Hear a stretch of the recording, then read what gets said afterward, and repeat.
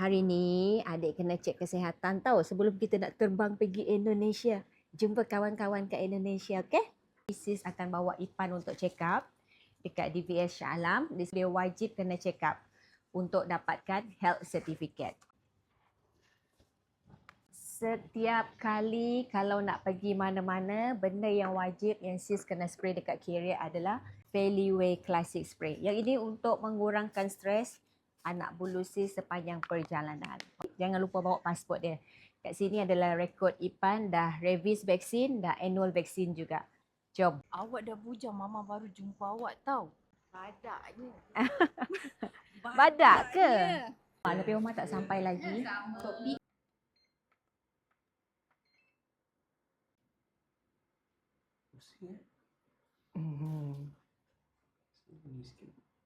Mata memang berair. Tapi actually macam tu pun sebenarnya dah bersih sangat dah. Biasanya berkerak-kerak kan. Okay, Geram betul lah Mama tengok.